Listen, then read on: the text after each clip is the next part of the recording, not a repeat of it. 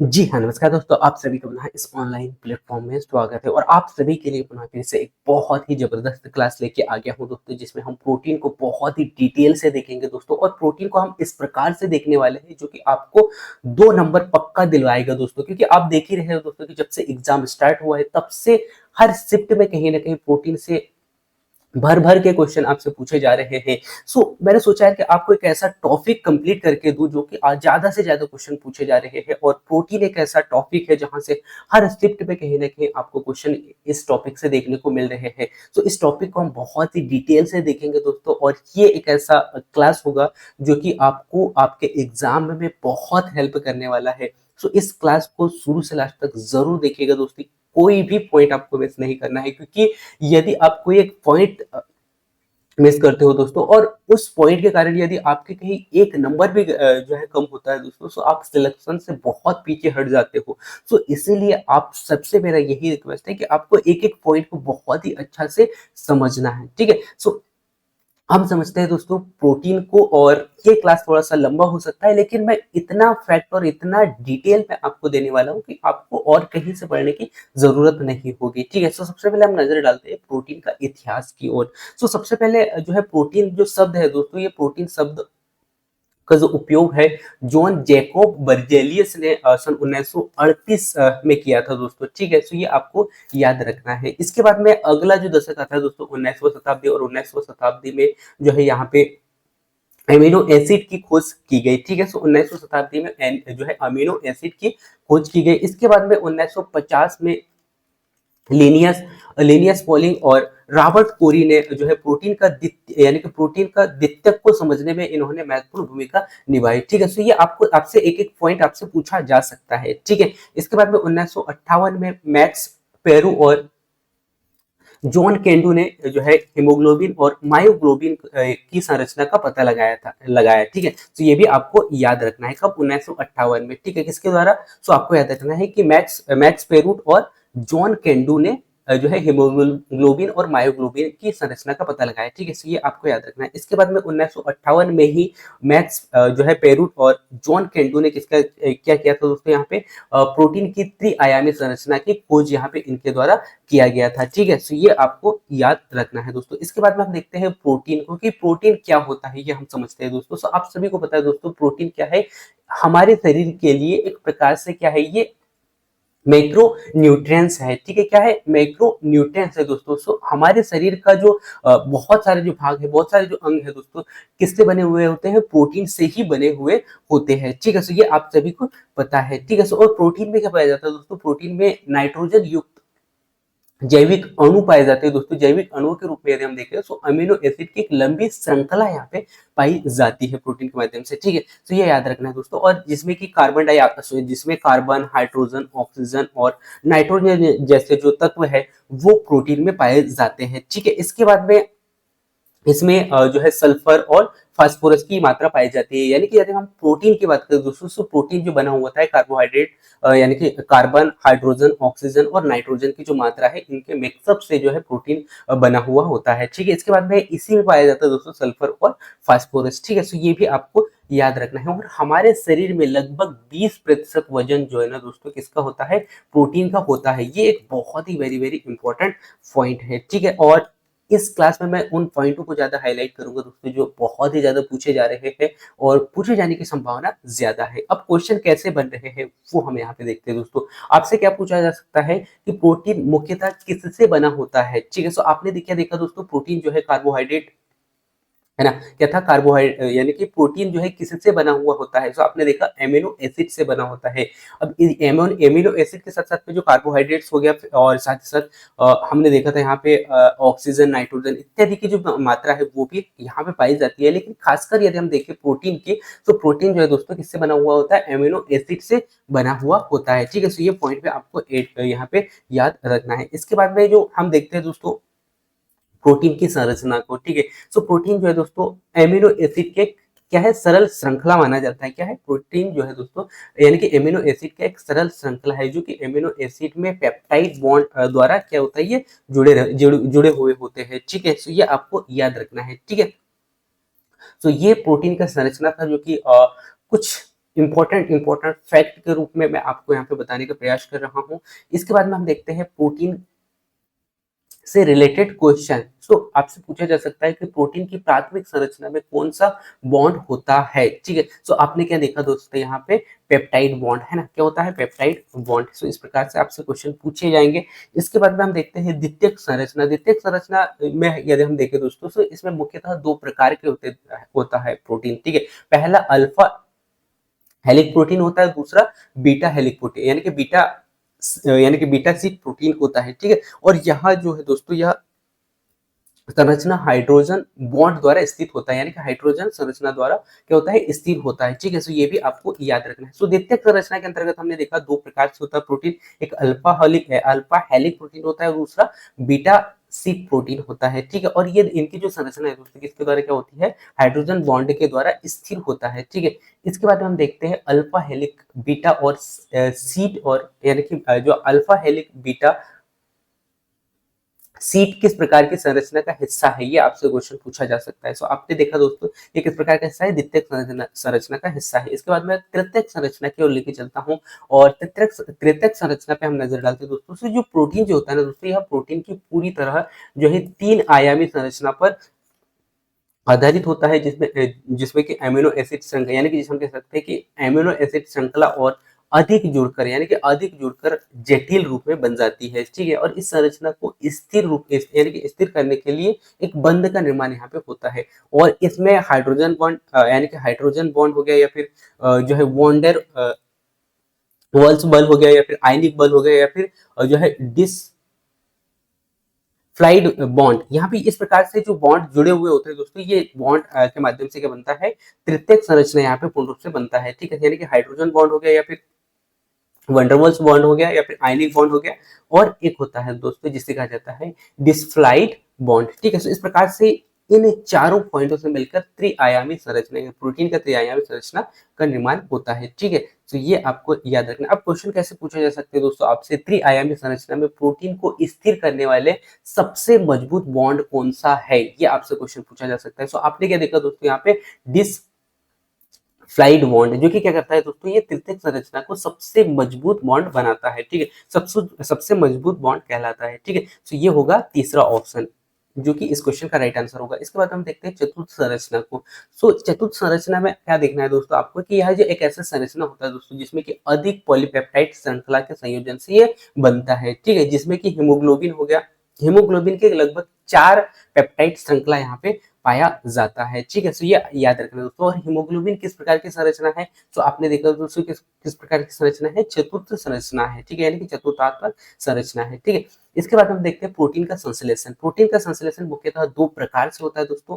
पहला होता है प्रतिलेखन संरचना। अब प्रतिलेखन संश्लेषण में क्या होगा दोस्तों, इसमें डीएनए की जो है सूचना मैसेंजर आरएनए में बदला जाता है। क्या किया जाता है, पहले डीएनए की जो सूचना जो होती है उसको आरएनए मैसेंजर में बदला जाता है, और यह एक प्रक्रिया, यानी कि यह प्रक्रिया जो है नाभिकीय होता है। कैसे होता है, नाभिक में होता है, ठीक है। सो ये याद रखना है दोस्तों। और एमआरएनए जो है दोस्तों, ये न्यूक्लियोटाइड की श्रृंखला में होते हैं, यानी कि न्यूक्लियोटाइड श्रृंखला होती है, जिसमें डीएनए की सूचना यहाँ पे पाई जाती है, ठीक है, यानी कि डीएनए की सूचना यहाँ पे होती है, ठीक है। सो इस प्रकार से प्रतिलेखन जो है संश्लेषण हमने यहाँ पे देखा। इसके बाद में इससे क्वेश्चन किस प्रकार से पूछा जा सकता है दोस्तों, प्रतिलेखन संरचना यानी कि प्रतिलेखन कहाँ पर स्थित होता है। सो आपने क्या देखा, यहाँ पे नाभिक में स्थित होता है, ठीक है। इसके बाद हम देखते हैं अनुनाद। सेकंड जो पॉइंट होता है दोस्तों संश्लेषण, अनुनाद संश्लेषण, ठीक है। ये क्या होता है, एमआरएनए को पढ़कर प्रोटीन का निर्माण किया जाता है। क्या किया जाता है, यहाँ पे प्रोटीन यानी कि एमआरएनए को पढ़कर प्रोटीन का निर्माण किया जाता है। और यह प्रक्रिया जो है दोस्तों किसके द्वारा होती है,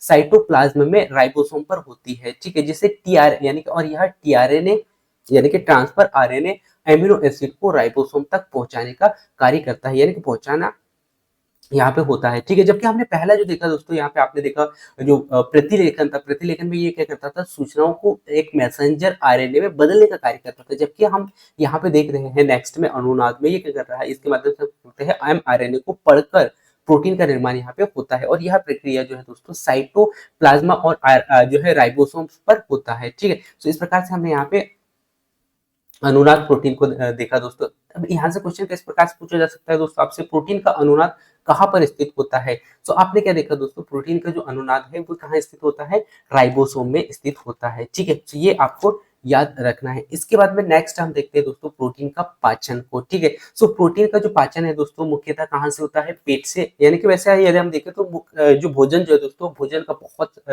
कुछ भाग जो है कहाँ से मुख से पाचन होना स्टार्ट हो जाता है। लेकिन यदि हम प्रोटीन की बात करें दोस्तों, सो प्रोटीन का जो मुख्य जो भाग है यानी मुख्य जो पाचन होता है दोस्तों कहाँ से? पेट पेट और छोटी आंत में होता है। ठीक है, तो ये आपको याद रखना है और ये ऐसे पॉइंट है दोस्तों जो कि आपसे पूछे जा सकते हैं। और एंजाइम जैसे जो पेप्सिन हो गया, ट्रिप्सिन हो गया, है ना, और साथ ही साथ काइमोट्रिप्सिन, प्रोटीन के छोटे-छोटे पेप्टाइड में तोड़ने का, यानी कि यहाँ पे क्या किए जाते हैं? तोड़े जाते हैं। किनके? सो आपको याद रखना है पेप्सिन हो गया, जो है ट्रिप्सिन हो गया और काइमोट्रिप्सिन प्रोटीन को छोटे-छोटे भागों में तोड़ने, यानी कि पेप्टाइड, यानी कि छोटे-छोटे भागों को पेप्टाइड में तोड़ते हैं। ठीक है, और अंत में अमीनो एसिड बनते हैं। ठीक है, और इस प्रकार से जो है रक्त को अवशोषित, यानी कि इस प्रकार से रक्त में अवशोषित किए जाते हैं। ठीक है, तो इस प्रकार से हमने देखा प्रोटीन का पाचन, और ये तीनों जो पॉइंट है ये ऐसे पॉइंट होंगे दोस्तों जो कि आपके एग्जाम के लिए बहुत ही वेरी वेरी इंपॉर्टेंट है। ठीक है, इसके बाद में इसका क्वेश्चन हम देखते हैं दोस्तों, क्वेश्चन कैसे पूछा जा सकता है? पेप्सिन एंजाइम कहाँ पर सक्रिय होता है? तो आपने देखा दोस्तों कहाँ पे? पेट में होता है। ठीक है, इसके बाद में हम प्रोटीन का चयापचय देख लेते हैं दोस्तों। क्लास को हम थोड़ा सा स्वीट से करते हैं, जिस क्योंकि क्लास काफी लंबा हो जाएगा, लेकिन आपको पूरा पूरा फैक्ट देखने को मिलेगा दोस्तों। तो यहाँ क्या है दोस्तों, प्रोटीन का चयापचय की यदि मैं यहाँ पे बात करूँ दोस्तों, तो यहाँ अमीनो एसिड को ऊर्जा उत्पादन और ग्लूकोज में, यानी कि ग्लूकोज में रूपांतरित और अन्य उपयोगी उत्पादकों में बदलने की प्रक्रिया के रूप में कार्य करता है। ठीक है, जिसे कहा जाता है उपापचय कहा जाता है। ठीक है, जिसमें कि आपको इसमें दो प्रकार की प्रक्रियाएं इसमें शामिल की जाती है दोस्तों। एक होता है एनाबॉलिज्म, जो कि प्रोटीन का निर्माण यहाँ पे होगा, और दूसरा जो होता है कैटाबॉलिज्म, यानी कि प्रोटीन का अवघटन यहाँ पे होगा। हमें यह कह सकते हैं कि ये कैसा है? विनाशकारी है। और ये इसमें जो पहला जो है एनाबॉलिक, ये क्या होता है? प्रोटीन, यानी कि निर्माणात्मक होता है। ठीक है, तो ये दोनों पॉइंट आपको याद रखना है। इसके बाद में क्वेश्चन किस प्रकार से पूछा जा सकता है आपसे? प्रोटीन का कैटाबॉलिज्म किस प्रक्रिया को दर्शाता है? सो आपने क्या देखा दोस्तों यहाँ पे? वो दर्शाता है अवघटन को। ठीक है, इसके बाद में प्रोटीन के प्रकार की ओर लेके चलता हूँ दोस्तों। पहला जो संरचना के आधार पर हम प्रोटीन को देखते हैं, संरचना के आधार पर पहला जो प्रोटीन होता है दोस्तों वो होता है सरल प्रोटीन। और ये सरल प्रोटीन क्या होते हैं दोस्तों? वे प्रोटीन होते हैं, या हम कह सकते हैं कि इसमें केवल अमीनो एसिड, यानी कि अमीनो एसिड से बने होते हैं। ये कैसे होता है? ये वे प्रोटीन्स होते हैं दोस्तों जो केवल अमीनो एसिड से बने हुए होते हैं, सरल प्रोटीन। ठीक है, जैसे कि एल्ब्यूमिन हो गया, या फिर जो है ग्लोब्यूमिन हो गया। सो ये कैसे होते हैं दोस्तों? ये होते हैं सरल प्रोटीन के अंतर्गत। ठीक है, अब क्वेश्चन किस प्रकार से पूछा जा सकता है आपसे? सरल प्रोटीन का उदाहरण आपसे पूछा जा सकता है। सो आपको आपने देखा यहाँ पे क्या है? एल्ब्यूमिन है। ठीक है, इसके बाद में जो है संयुग्मित प्रोटीन आता है दोस्तों, सेकंड प्रकार। और ये क्या है दोस्तों? इस प्रकार से जो प्रोटीन हम एक एक को देखते हैं, यानी कि एक प्रोटीन को हम देखते जा रहे हैं दोस्तों, और यहीं से और इन्हीं पॉइंटों से आपसे बार बार क्वेश्चन पूछे जा रहे हैं। सो एक एक पॉइंट को आपको अच्छे से समझना है। और जो संयुग्मित प्रोटीन जो होता है दोस्तों, ये कैसे होता है दोस्तों? ये अमीनो एसिड के साथ में किसी अन्य पदार्थों के जुड़ने से बनता है। ठीक है, ये क्या करता है दोस्तों? ये अमीनो एसिड के साथ में किसी अन्य पदार्थ से जब जुड़ता है तब क्या बनता है? इस प्रकार से प्रोटीन बनता है। ठीक है, तो ये आपको याद रखना है। और जैसे कि जो है ग्लाइकोप्रोटीन हो गया, या फिर लिपोप्रोटीन हो गया, ये कैसा होता है? संयुग्मित प्रोटीन होता है। ठीक है, इसके बाद में नेक्स्ट हम देखते हैं दोस्तों क्वेश्चन जो कि आपसे पूछा जा सकता है, संयुग्मित प्रोटीन में अमीनो एसिड के साथ क्या जुड़ा हुआ होता है? तो आपने क्या देखा दोस्तों यहाँ पे? लिपिड और क्या कार्बोहाइड्रेट, यानी कि ये दोनों जुड़े हुए होते हैं। ठीक है, इसके बाद में हम देखते हैं व्युत्पन्न प्रोटीन। सो व्युत्पन्न प्रोटीन में क्या होता है दोस्तों? इसमें सरल और संयुग्मित प्रोटीन के अपघटक यहाँ पे बनते हैं, जैसे पेप्टोन हो गया, या फिर जो है प्रोटीजोन हो गया, इत्यादि यहाँ पर पाए जाते हैं। ठीक है, यानी कि इसके माध्यम से बनता है। ठीक है, इसके बाद में हम देखते हैं क्वेश्चन को। सो आपसे पूछा जा सकता है कि प्रोटियोज किस प्रकार का प्रोटीन है? सो आपको याद रखना है दोस्तों कैसा है? व्युत्पन्न प्रोटीन है। ठीक है, कैसा है? व्युत्पन्न प्रोटीन है। इसके बाद हम देखते हैं दोस्तों प्रोटीन, यानी कि कार्य के आधार पर प्रोटीन के प्रकार। ठीक है, सो पहला जो आपको देखने को मिलेगा संरचनात्मक प्रोटीन। अब ये संरचनात्मक प्रोटीन क्या होता है दोस्तों? इसमें संरचनात्मकता से आप समझ पाओगे कि इसमें शरीर की संरचना बनने में सहायक होता है ये प्रोटीन। कैसा? यानी कि प्रोटीन जो है दोस्तों, यदि हम देखें तो संरचना, यानी कि हमारे शरीर का निर्माण करने में सहायक होता है। जैसे यानी कि कोलाजेन हो गया, या फिर कैरोटीन हो गया, ये कैसे है दोस्तों? ये होते हैं संरचनात्मक प्रोटीन। ठीक है, ये आपको याद रखना है। अब क्वेश्चन किस प्रकार से पूछा जा सकता है आपसे, कोलेजन किस प्रकार का प्रोटीन है। सो आपने क्या देखा दोस्तों यहाँ पे संरचनात्मक प्रोटीन, ठीक है। इसके बाद में कार्यात्मक प्रोटीन की ओर लेके चलता हूँ दोस्तों मैं आपको। और कार्यात्मक प्रोटीन क्या होता है, इसमें जैविक क्रियाओं को नियंत्रित करने का कार्य यहाँ पे किया जाता है, जैसे एंजाइम्स हो गया, हार्मोन्स हो गया, ये कैसे होते हैं, कार्यात्मक प्रोटीन होते हैं, ठीक है। अब क्वेश्चन किस प्रकार से पूछा जा सकता है आपसे, प्रोटीन के कार्यात्मक रूप के उदाहरण आपसे पूछा जा सकता है। सो आपने क्या देखा यहाँ पे, एंजाइम्स, ठीक है। सो ये कैसा है, कार्यात्मक प्रोटीन के उदाहरण है, ठीक है। इसके बाद में पोषण के आधार पर प्रकार में आपको यहाँ पे बताता हूँ दोस्तों। सो पहला जो है पूर्ण प्रोटीन, जिसमें सभी व्यावसायिक एमिनो एसिड यहाँ पे पाए जाते हैं दोस्तों, जिसमें कि दूध हो गया, अंडा हो गया, मछली हो गया, ये कैसा है, पूर्ण प्रोटीन होता है, ठीक है। इसके बाद में अपूर्ण प्रोटीन की ओर लेके चलता हूँ दोस्तों। और अपूर्ण प्रोटीन जिसमें कि एमिनो एसिड यहाँ पे पूर्ण रूप से पाया नहीं जाता है, जैसे अनाज हो गया, दाल हो गया, ये कैसे होते हैं, अपूर्ण प्रोटीन होते हैं, ठीक है।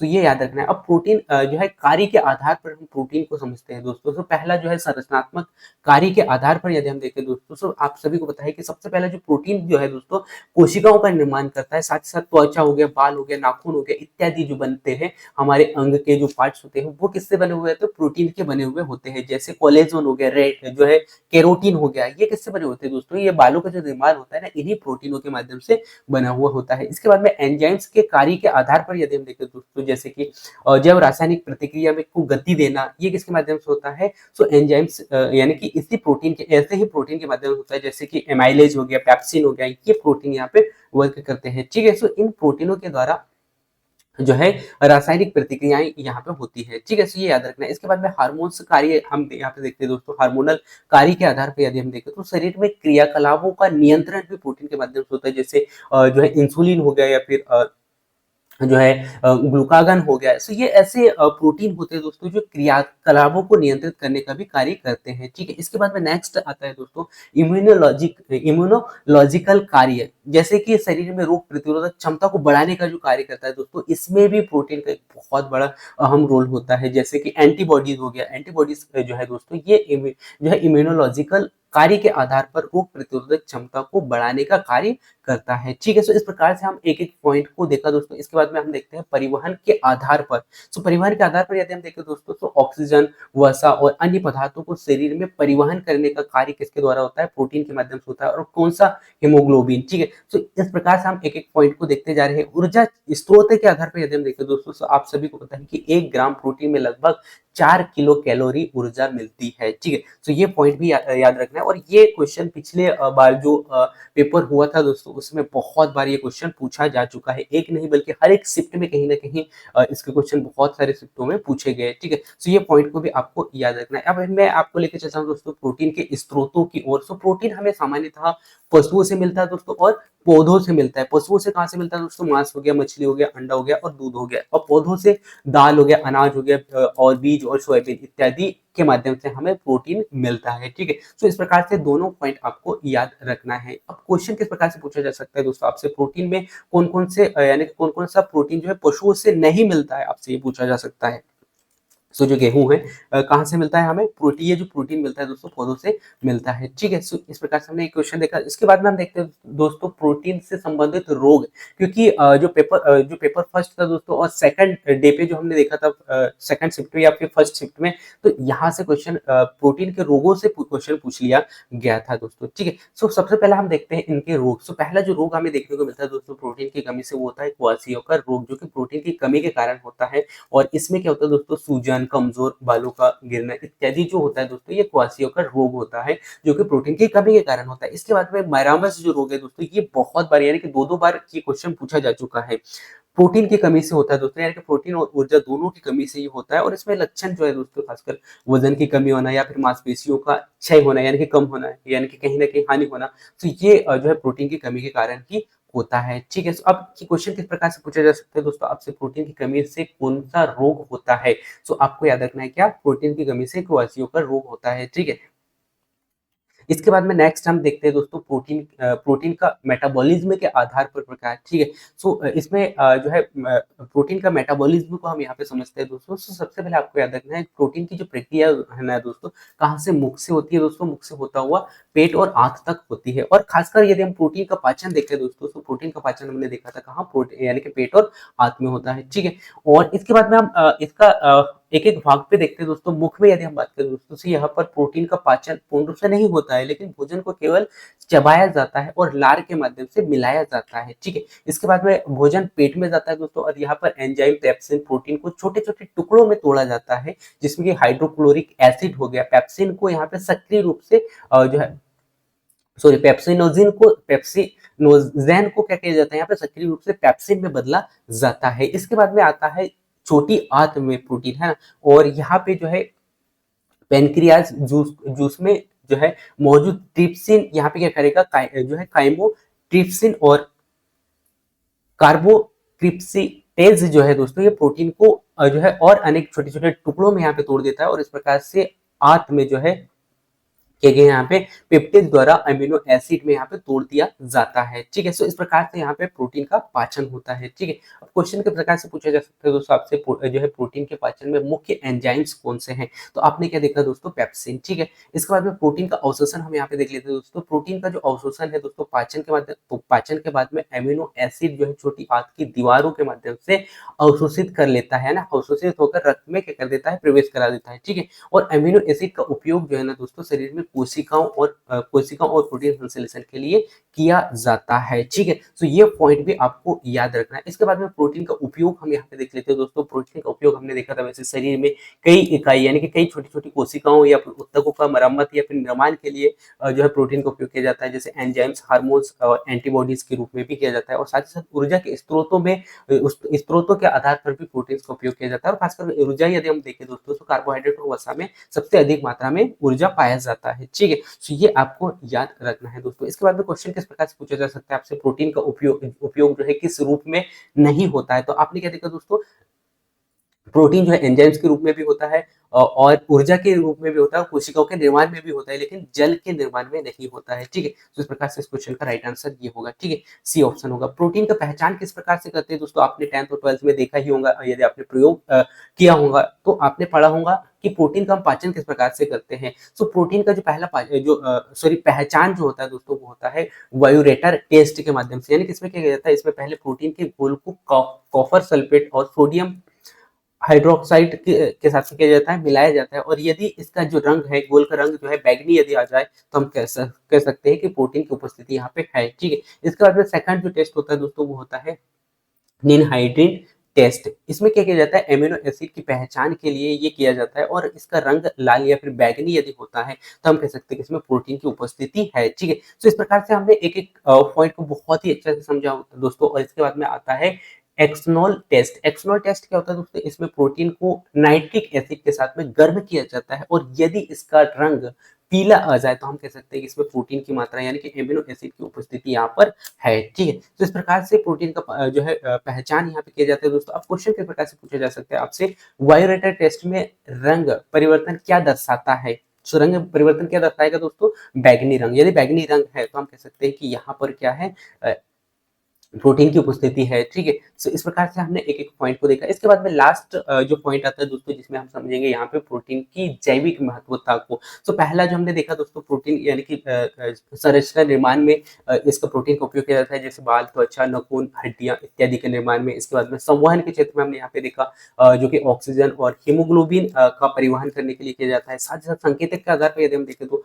हार्मोन्स हो गया, या फिर जो है रिसर्पेट्स यानी कि हम कह सकते हैं कि सेप्टर्स के आधार पर भी जो है ये निर्माण में सहायक होता है। साथ ही साथ प्रतिरक्षा में हमने देखा दोस्तों, जैसे कि एंटीबॉडीज का निर्माण और रोगों से बचाव के लिए भी ये सहायक होता है। साथ ही साथ संवर्धन और मरम्मत, जैसे जो कोशिकाएं जो होती है दोस्तों, और जो ऊतक जो होते हैं, उनकी मरम्मत के लिए भी ये सहायक होता है, ठीक है। और ऊर्जा प्रदान करने में भी महत्वपूर्ण भूमिका निभाता है, जिसमें आपने देखा दोस्तों कि 1 ग्राम प्रोटीन में 4 किलो कैलोरी पाया जाता है, ठीक। तो इस प्रकार से हमने एक एक पॉइंट को बहुत ही अच्छा से, बहुत ही डिटेल से देखा दोस्तों। और ये लास्ट क्वेश्चन है इस क्लास का, जो कि प्रोटीन का मुख्य कार्य आपसे पूछा जा सकता है। तो आपने देखा दोस्तों कोशिकाओं का निर्माण और मरम्मत में, ठीक है। तो इस प्रकार से हमने प्रोटीन के टॉपिक को कंप्लीट किया दोस्तों। और इस क्लास में मैंने वो फैक्ट और वो पॉइंट ज्यादा ऐड किया जो कि क्वेश्चन बार बार पूछे जा रहे हैं और पूछे जाने की संभावना बहुत ही ज्यादा है, ठीक है। सो मैं उम्मीद करता हूँ कि इस क्लास के बाद में आपके क्वेश्चन गलत नहीं होंगे और आप इस क्लास से 1 से 2 नंबर पक्का लेके आऊँगे। So thank you for watching साथियों, मिलते हैं ऐसे ही ज़बरदस्त क्लास में, तब तक जय हिंद।